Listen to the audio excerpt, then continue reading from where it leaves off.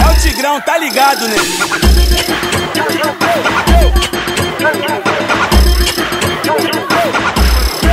Mãos para o alto, novinha, mãos para o alto, novinha. Por quê? Porque hoje tu tá presa, tu tá presa. Lavando minha cara, limpando suor. Hoje, Hoje, Venemos bom de bico. Veneno bom de bico.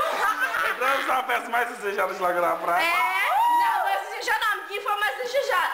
Andando Luiz 2. A Letícia entrou. Aí ela chamou nós, ó. Chamou não. Aí internet não. Pois é, deixa eu falar. Aí ela chegou lá com a Luiz, sabe? Vou chamar nós. O segurança acha que a Luiz ia deixar, abriu a porta e nós entramos. Ela disse, corre, corre.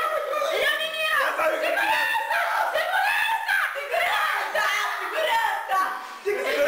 Nós já tava lá dentro. Massa batufa. Nós já tava lá dentro.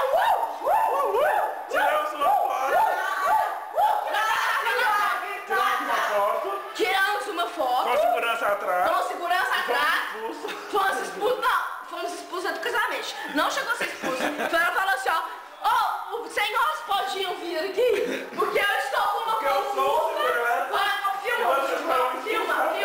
Eu tô com uma pantufa e com um tênis normal. Eu entrei assim, ó. E onde tem a multa?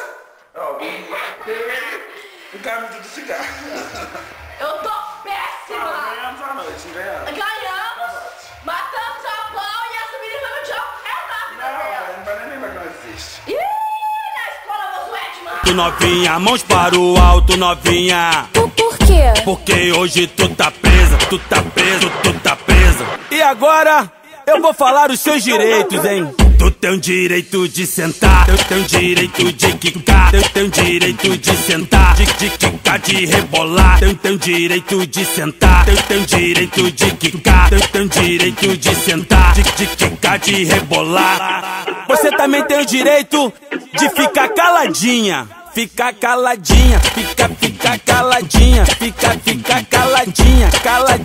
caladinha, vai! Fica caladinha, fica caladinha, fica caladinha.